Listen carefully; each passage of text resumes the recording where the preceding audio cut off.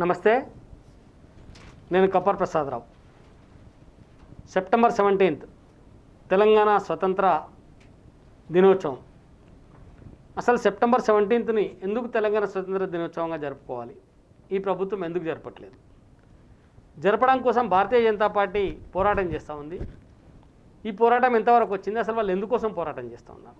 ఈ విషయాలపైన మనతో మాట్లాడడానికి భారతీయ జనతా పార్టీ అఖిల భారత కార్యవర్గ సభ్యులు, ఏబీవీపీలో ఎంతో కాలం పూర్తి సమయ కార్యకర్తగా పనిచేసి వేలాది మందిని జాతీయ భావాల వైపు తీసుకొచ్చి ఈ జాతీయోద్యమంలో సైనికులుగా నిలిపినటువంటి వ్యక్తి పేరాల శేఖర్రావు మనతో ఉన్నారు. పేరాల శేఖర్జీ అంటేనే ఏబీవీపీ అంటేనే శేఖర్జీ అనేంత ఇక్కడ ఈ తెలంగాణ ఆంధ్ర ప్రాంతంలో ఉండే తెలుగు విద్యార్థులందరికీ సుపరిచితుడు. మరి విద్యార్థి దశ తర్వాత రాజకీయ రంగ ప్రవేశం, భారతీయ జనతా పార్టీలో అనేక విభాగాల్లో వివిధ హోదాల్లో పనిచేసి ప్రస్తుతం తెలంగాణ భారతీయ జనతా పార్టీలో చురుగ్గా పనిచేస్తూ ఉన్నారు. మొత్తం ఈ 17 సెప్టెంబర్కి సంబంధించి అధికారికంగా నిర్వహించడం కోసం వాళ్ళు చేపడుతున్నటువంటి కార్యక్రమాలు అంటే అసలు సెప్టెంబర్ 17 ఎందుకు నిర్వహించుకోవాలి? ఇతర అంశాలపైన వారితో మాట్లాడదాం. సార్ నమస్కారం. సార్ అంటే ఇప్పుడు చెప్తున్నా సెప్టెంబర్ 17 అధికారికంగా నిర్వహించాలి అని ఎందుకు మీరు దాన్ని అంత అధికారికంగా నిర్వహించాలా అనే దానికి ఫిక్స్ అయినారు? మనతో పాటే మహారాష్ట్ర, కర్ణాటక ప్రాంతాలు కూడా నిజాం నవాబు నుంచి విముక్తమైనవి. ఆ రెండు రాష్ట్రాలు కూడా వాళ్ళ స్వతంత్ర దినాలను వాళ్ళు నడిపించుకుంటున్నాయి. సంగ్రామ దివస్ కింద మహారాష్ట్ర, హైదరాబాద్ కర్ణాటక, ముక్తి దివస్గా కర్ణాటక, మన కర్ణాటక, తర్వాత సంగ్రామ దివస్గా మహారాష్ట్ర, వీళ్ళందరూ నిర్వర్తించుకుంటున్నారు. ఆ తర్వాత అసలు నిజాం యొక్క నిరంకుశ పాలన నుండి తెలంగాణ సంబంధించినటువంటి ప్రజలకు, కోట్లాది ప్రజలకు స్వతంత్రం లభించిన రోజు అది. ఈ బానిస సంఖ్యల నుంచి సర్దార్ పటేల్ గారు విముక్తి కలిగించినటువంటి రోజు. అటువంటి శుభ సందర్భాన్ని అనేక సంవత్సరాల త్యాగాల తర్వాత వచ్చినటువంటి ఆ రోజును గుర్తుపెట్టుకోకపోవడం అనేది నిజంగా చాలా అమానుషమైనటువంటి విషయం. ఇంకోటి ఏంటంటే, ఈ నిజాం నవాబు అది మతరాజ్యం. నిజాం నవాబు పరిపాలన ఒక నిరంకుశ రాజ్యం, ప్రజాస్వామ్య వ్యతిరేకం, ఎన్నికలు లేవు, అభిప్రాయానికి ఏ రకం లేదు, స్వేచ్ఛా స్వతంత్రాలు లేవు. 1947 ఆగస్ట్ 15 తర్వాత భారతదేశం మొత్తంలో భారత రాజ్యాంగం అమలైన తర్వాత అక్కడ ప్రజాస్వామ్యం వచ్చింది. అక్కడ ప్రతి ఒక్కరికి ఓటు హక్కు వచ్చింది. తమ ఇష్టమైనటువంటి వ్యవస్థను, రాజకీయ వ్యవస్థను కానీ సామాజిక వ్యవస్థను నిర్మించుకునే ఒక అవకాశం వాళ్ళకు వచ్చింది. తెలంగాణ ప్రజలకు రాలేదు. తెలంగాణ ప్రజలు ఎందుకు బానిసలుగా ఉండాలా? దేశమంతా విముక్తమై ప్రజాస్వామ్యం వచ్చినప్పుడు ఇక్కడ మతరాజ్య పాలనలో, నిరంకుశ పాలనలో, రాజరిక పాలనలో ప్రజాస్వామ్యం లేకుండా ఎందుకు ఉండాలా? కాబట్టి అటువంటి పరిస్థితి నుంచి వచ్చినప్పుడు ఎంత ఆనందకరమైనటువంటి అంశం అది. అటువంటి ఆనందకరమైనటువంటి రోజును మనం అధికారికంగా నిర్వర్తించుకోవడం అనేది అది ఒక గౌరవంగా, ఒక గొప్పగా యాక్చువల్గా మనం తెలంగాణకు సంబంధించిన ఏ ప్రభుత్వాలన్నా వాళ్ళు పాటించాల్సిన అవసరం ఉంటుంది. సుదీర్ఘ పోరాటాలై అనేక మంది అమరులై అనేక మంది కుటుంబాలు త్యాగాలు చేసి వాళ్ళను గుర్తుంచుకోవాల్సిన అవసరం లేదా? ఆ రోజును కనుక మనం అధికారికంగా నిర్వర్తిస్తే మళ్ళీ పాత జ్ఞాపకాలన్నీ గుర్తొస్తాయి. ఎటువంటి పోరాటాలు జరిగినాయి, ఎవరు త్యాగాలు చేసారు, వాళ్ళందరినీ గుర్తుపెట్టుకోవడం అనేది పోరాటాలు, రాష్ట్రం కోసం పోరాటాలు చేసిన వాళ్ళను గుర్తుపెట్టుకోవడం అనేది ఒక కృతజ్ఞతా భావం. ఇప్పుడు అది కూడా మనం చేసుకోకుండా ఉండడం అనేది చాలా అంశం. ఇంకోటి ఏంటంటే, కిరాతకాల చరిత్ర ఏదైతే ఉందో, నిజాం నవాబ్ యొక్క కిరాతకాల చరిత్ర, రజాకారుల యొక్క కిరాతకాల చరిత్ర, ఇవన్నీ భావితరాలకు తెలియాలి. భావితరాలు కూడా గత నుంచి మనం పాఠాలు నేర్చుకోవాలి, గుణపాఠాలు నేర్చుకోవాలి. చరిత్ర నుంచి గుణపాఠాలు నేర్చుకుని చరిత్ర తెలియాలంటే మనం తెలంగాణ ప్రాంతం ఏదైతే సర్దార్ పటేల్ విముక్తం చేసిండో ఆ రోజును గుర్తు చేసుకోవడం చాలా నెసెసిటీ. అందుకోసం భారతీయ జనతా పార్టీ ఈ సెప్టెంబర్ 17 అధికారికంగా నిర్వర్తించాలని బీజేపీ డిమాండ్ చేస్తుంది. సరే, ఇప్పుడు మా గతంలో జరిగిన పోరాటం ఉంది, దాన్ని మీరు మతపరమైన పోరాటం కింద చూస్తున్నారా, ప్రజాస్వామ్యం కోసం జరిగిన పోరాటం కింద చూస్తున్నారా? నిజాం నవాబ్ కాలంలో నిజాంకు వ్యతిరేకంగా జరిగిన పోరాటం. ఇప్పుడు నిజాం నవాబు ఒక మతపరమైన ఎజెండాతోనే ఆయన యొక్క రాజ్యం అంతా నడిచింది.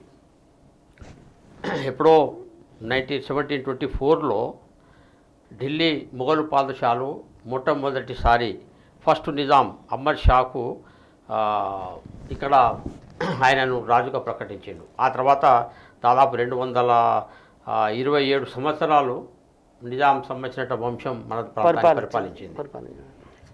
ఇప్పుడు ఆ టైంలో ఒక 5% కూడా ముస్లిమ్స్ యొక్క జనాభా ఇక్కడ లేదు.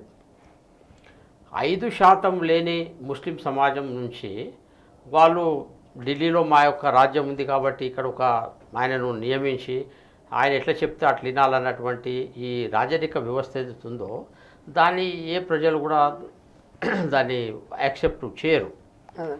ఇంకోటి ఏంటంటే ఇక్కడ తెలుగు దేశం ఇది, తెలుగు ప్రజలన్నది, తెలుగు అధికార భాష. ఇక్కడ బలవంతంగా తమ మతపరమైనటువంటి భావనతో ఉర్దూను అధికార భాషగా నిజాములు ఇక్కడ తీసుకొచ్చారు.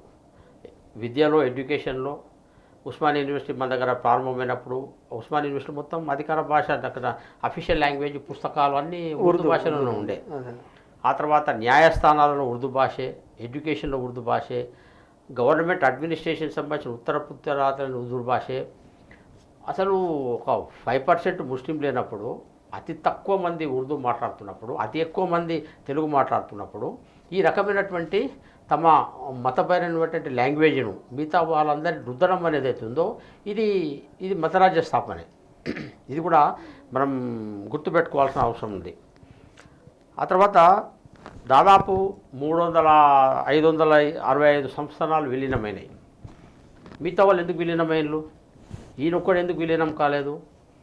హిందూ రాజులు ఎవరైతే ఉన్నారో వాళ్ళందరూ కూడా విలీనమైనలు. జునాగఢ్, ఆ తర్వాత నిజాం, ఇటువంటివి కశ్మీర్ సంబంధించిన విషయాలు. అంటే మతపరమైన ఆలోచన ఉన్నది ఎవరికి? వాళ్లకు. జునాగఢ్, కశ్మీర్, హైదరాబాద్ నవాబులకు.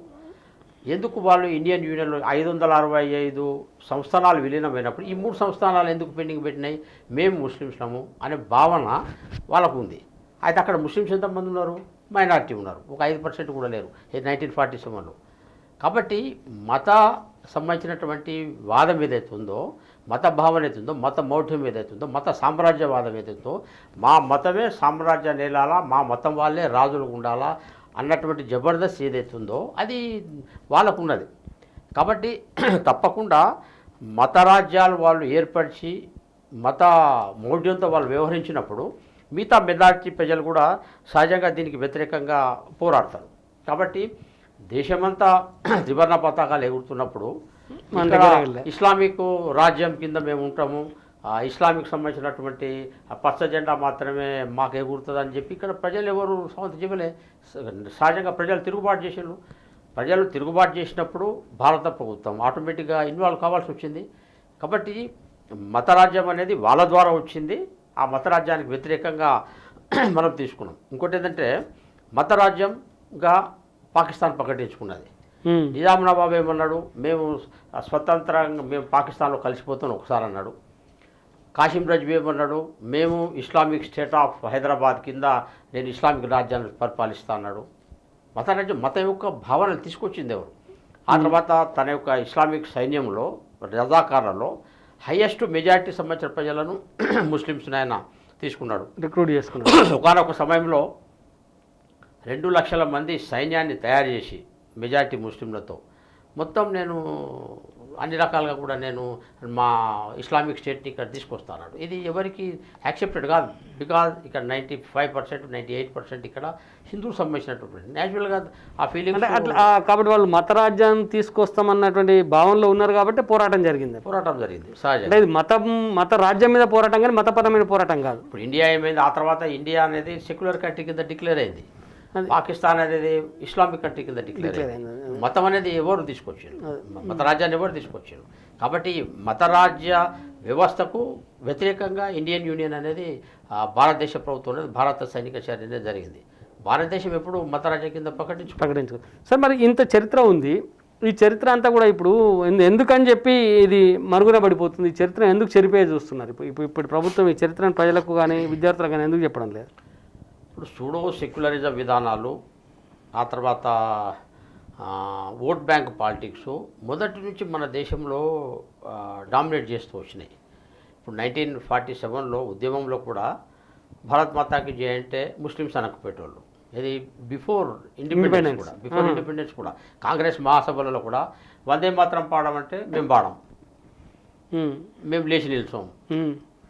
అది ఈ టెండెన్సీ ఏదైతే ఉందో, అంటే కలిసిమెలిసిపోయే మనస్తత్వం ఇది మొదటి నుంచి కూడా ముస్లిమ్స్ అటు. దీనికి కాంగ్రెస్ పార్టీ నేతృత్వంలో గాంధీజీ కానీ నెహ్రూ కానీ అటువంటి నాయకులు ఎవరైతే ఉన్నారో కాంగ్రెస్ పార్టీలో, వీళ్ళు స్పష్టంగా ఒక సంతుష్టికర విధానంతో వాళ్ళను ఏదో కలుపుకోవాలనే ఉద్దేశంతో దాన్ని ఒక సంతుష్టికర విధానం కింద దాన్ని మార్చారు. సూడో సెక్యులరిజం సంతుష్టికర విధానం అందరినీ సమానంగా చూడాలన్న ఏదైతే సిద్ధాంతం ఏదైతే ఉందో సర్వధర్మ సమభావన అని, దానికంటే కూడా కొద్ది మందిని బుజ్జగించి వాళ్ళకి ఎక్స్ట్రా స్పెషల్ ఫెసిలిటీస్ టెండెన్సీస్ అనేవి ఈ ఓట్ బ్యాంక్ పాలిటిక్స్ కారణంగా ఇటువంటి సంతుష్టీకరణ విధానాలు ప్రారంభమైనాయి.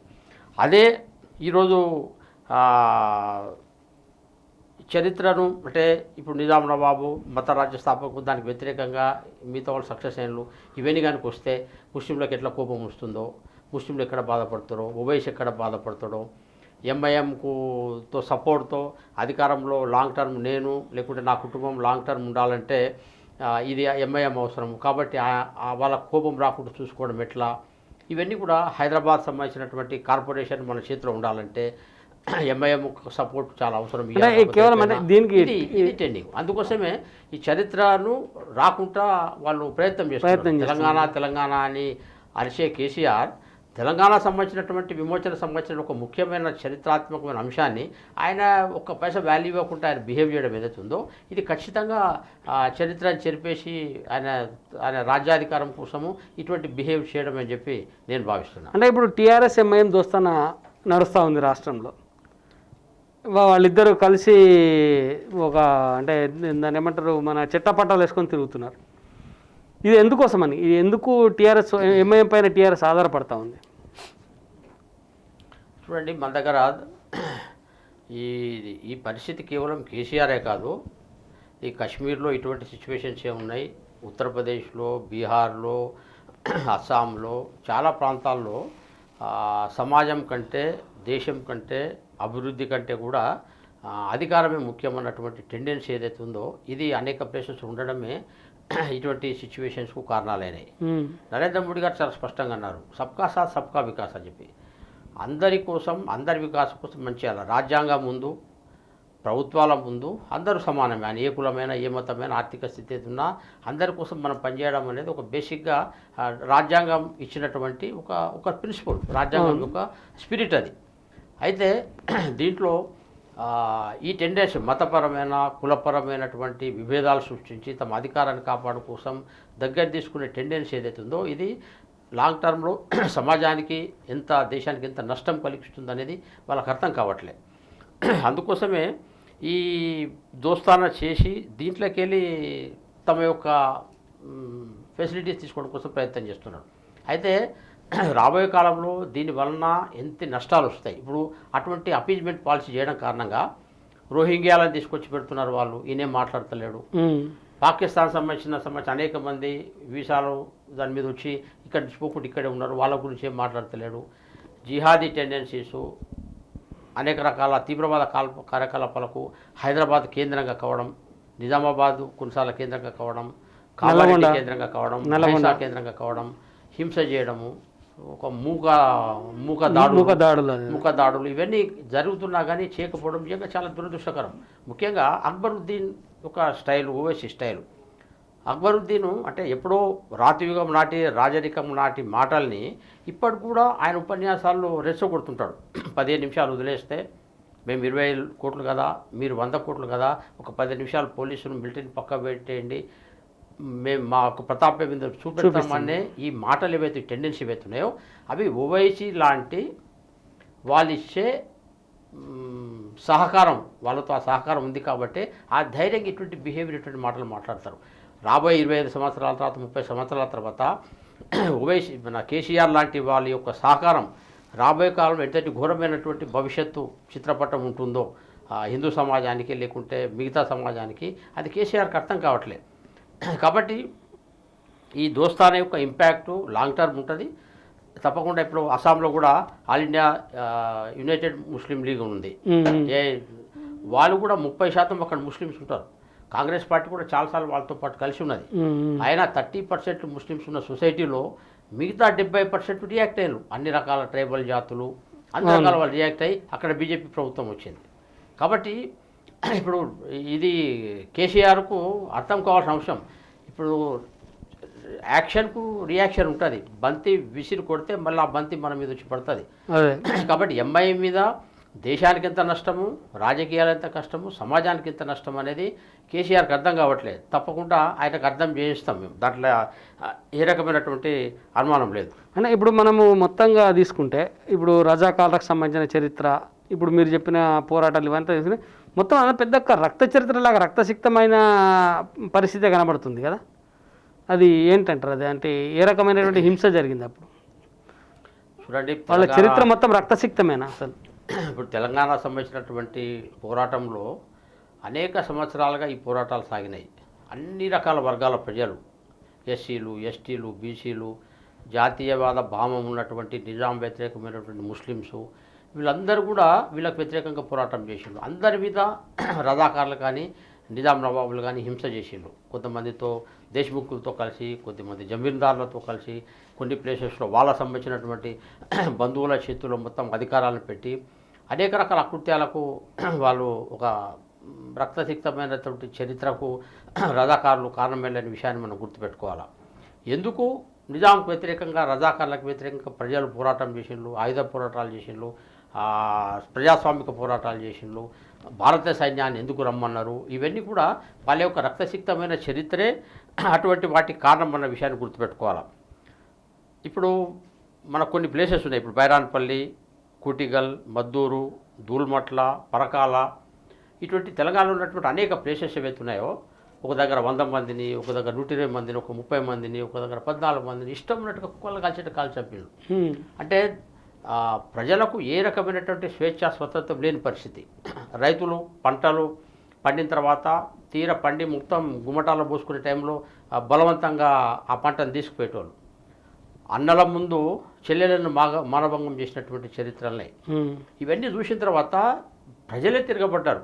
చాకల ఏలమ్మ, ఆ తర్వాత దొడ్డి కొమరయ్య గారు, ట్రైబల్ సంబంధించినటువంటి గోండు వీరుడు కుమరం భీము, ఆ తర్వాత ముస్లిమ్స్లోనే ఒక ఇంటలెక్చువల్గా ఇమేజ్ ఉన్నటువంటి అమ్రోజ్ పత్రిక సంబంధించినటువంటి ఎడిటరు షోయబుల్లా ఖాన్. అట్లా ఇది కేవలం వానికి వ్యతిరేకంగా కేవలం భారత ప్రభుత్వం సైన్య వస్తువులు కాదు, అంతకు ముందు నుంచే వీళ్ళ యొక్క రక్తసిక్తమైనటువంటి వీళ్ళ పరిపాలనకు, అన్యాయాలకు, అక్రమాలకు, అత్యాచారాలకు వ్యతిరేకంగా మొత్తం సమాజం తిరగబడ్డది. కాబట్టి ఇది గుర్తుపెట్టుకోవాల్సిన అవసరం ఉన్నది. సాయుధ పోరాటాలు వాళ్ళకు వ్యతిరేకంగా జరిగినాయి, ఆయుధ పోరాటాలు వాళ్ళకు వ్యతిరేకంగా సాగినాయి. కాబట్టి ఇవన్నీ వాళ్ళ రక్తసిక్తం లేకుంటే, వాళ్ళు ప్రశాంతంగా ఉంటే, అందరినీ సమానంగా చూసుకుంటే, అత్యాచారం చేయకుంటే పోరాటం ఎందుకు చేయాల్సిన అవసరం వచ్చింది? కానీ వాళ్ళు చెప్తున్న ప్రకారం, లేకపోతే కమ్యూనిస్టులు వీళ్ళు చెప్తున్న ప్రకారంగా హైదరాబాద్ స్టేట్ పైన భారతదేశం దాడి చేసింది, ఇది ఒక విద్రోహ దినం అని కూడా చెప్తా ఉన్నారు. ఆ రోజు ఈ స్వతంత్ర హైదరాబాద్ స్టేట్ను బలవంతంగా భారతదేశం దాడి చేసి ఆక్రమించుకుంది అనే భావనలా మాట్లాడుతూ ఉన్నారు. దాదాపు 565 సంస్థానాలు భారతదేశంలో కలిసిన తర్వాత నువ్వు ఒక్కడివి పాకిస్తాన్లో దీన్ని కలిపేస్తాం. పాకిస్తాను, బంగ్లాదేశ్ కూడా ఈ రెండు చివర్లో ఉన్నాయి. ఈ చివర్లో ఉన్నటువంటి ప్రాంతాలు కూడా ఒక దేశమైనప్పుడు మా హైదరాబాద్ కూడా పాకిస్తాన్లో పాటు కావాలి, ఇబ్బంది ఏంది? ఇటువంటి వాదాలు నిజాం నవాబులు, కాసిం రజ్వీ లేవదీశారు. ఆ తర్వాత $200 మిలియన్ల భారతదేశం కొత్తగా నువ్వు నీ బార్డర్స్ మొత్తం భారతదేశంలో ఉంటే, ఎక్కడో భారతదేశ వ్యతిరేకంగా ఉన్నటువంటి పాకిస్తాన్కు $200 మిలియన్ ఆయన సహాయాన్ని ప్రకటించిండు నిజాం నవాబు. పైసలు ఇచ్చిండు.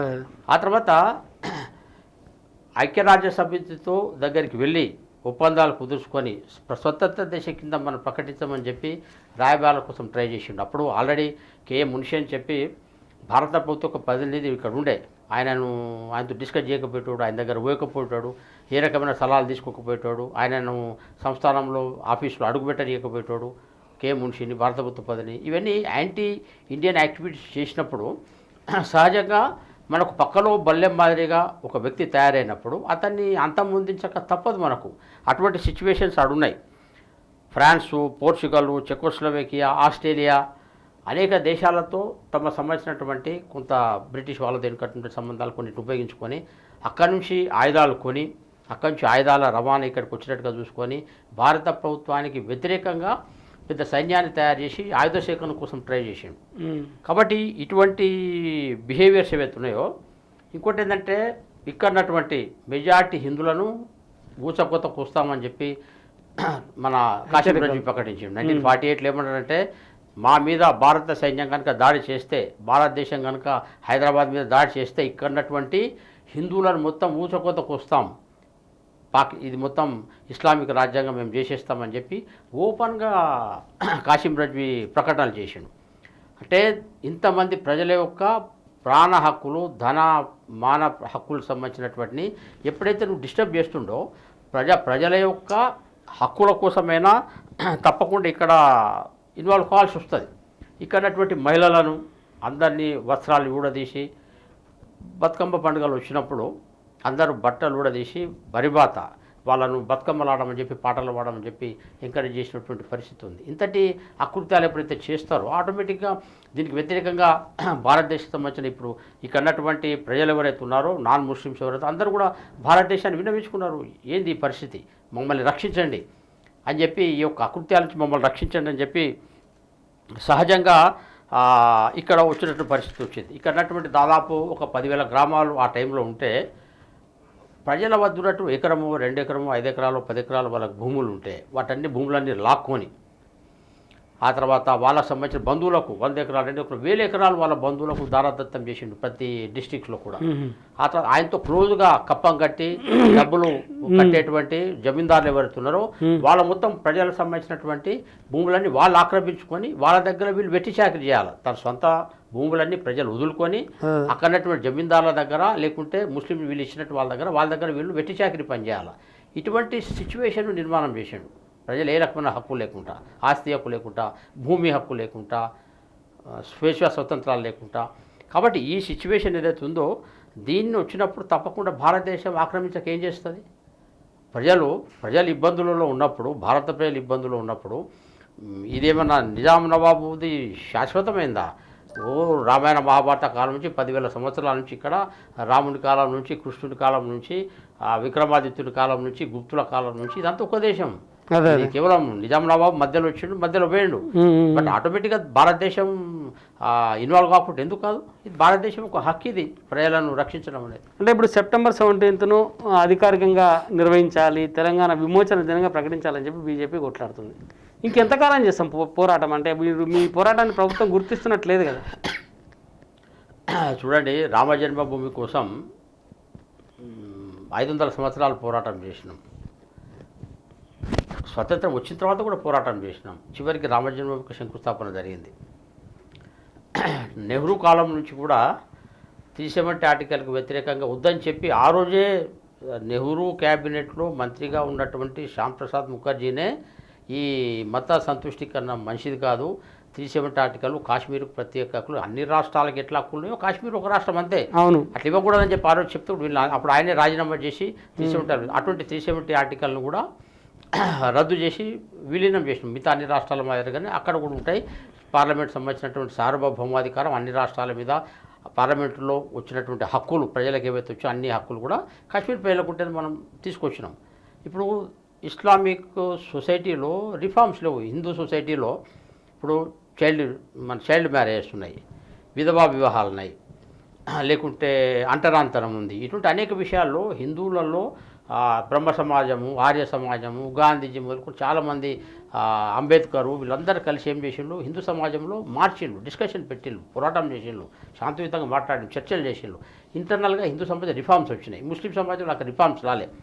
ఇప్పుడు తలాక్ అని చెప్పి నువ్వు ఫోన్లో మాట్లాడినా లేకుంటే ఇట్లా అన్నా కోపం మీద ఆటోమేటిక్గా ఆ పిల్లలతో సహా పాపం ఆమె ఎటు వెళ్ళిపోవాలా. ఇవన్నీ కూడా నరేంద్ర మోడీ గారు వచ్చిన తర్వాత ఇవన్నీ మనం సెటిలైట్ చేసినాం. ఇవన్నీ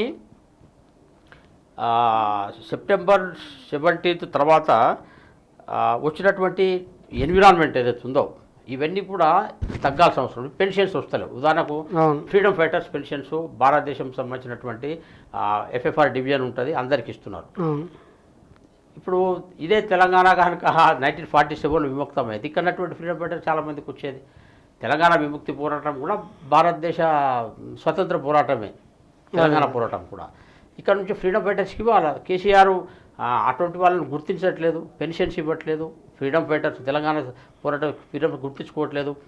తెలంగాణ సాధన కోసము రజాకార్లకు వ్యతిరేకంగా నిజాంకి వ్యతిరేకంగా పోరాడినటువంటి బాధలకు గురైన వాళ్ళను ఐడెంటిఫై చేసి వాళ్ళను సహకరించాల్సిన బాధ్యత మొట్టమొదటి తెలంగాణ రాష్ట్రం ఏర్పడగానే అది ఆ బాధ్యత కేసీఆర్కి ఉండాల్సి ఉండే. చాలామంది దాన్ని నచ్చేటోళ్ళు.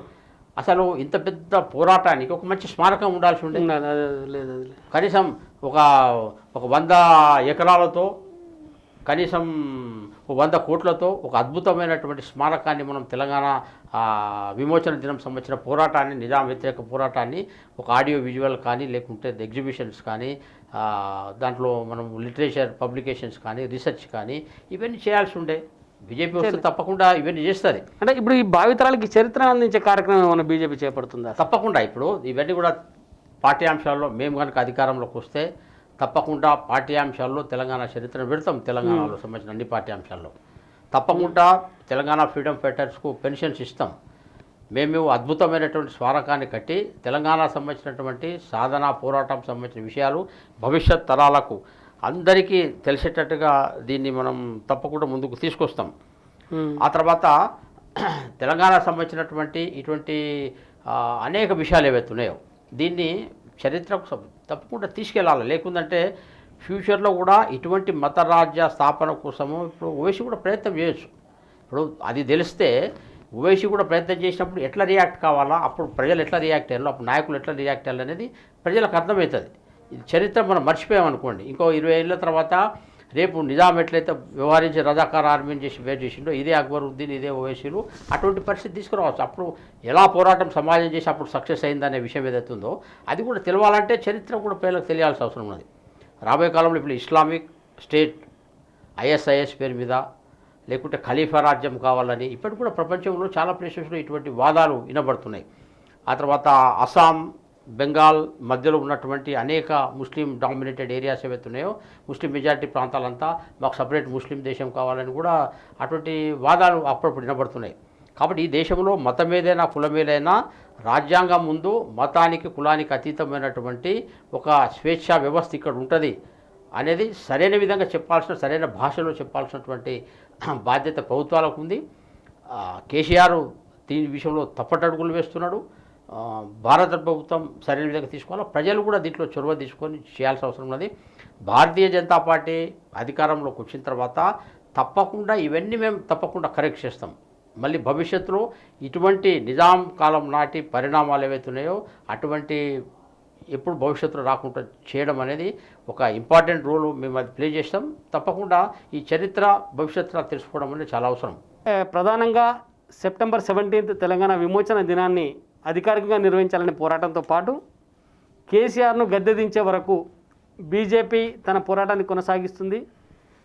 ఎట్లయితే ఒక విలన్ పూర్తిగా తన రాజకీయ జీవితాన్ని లేకపోతే సినిమాల్లో ఉన్న విధంగా విలన్ పాత్ర ఏ రకంగా ఉంటుందో కేసీఆర్ పాత్ర కూడా తెలంగాణలో అదే రకంగా ఉన్నది. రేపు హీరో పాత్ర బీజేపీదే అని చెప్పి స్పష్టంగా పేరాల శేఖర్జీ చెప్పారు. చూద్దాం రాబోయే రోజుల్లో ఏ రకమైనటువంటి పోరాటాలు నిర్వహిస్తారు, తెలంగాణలో పార్టీ బలోపేతానికి ఎలాంటి చర్యలు తీసుకుంటారో వేసి చూద్దాం. నమస్తే.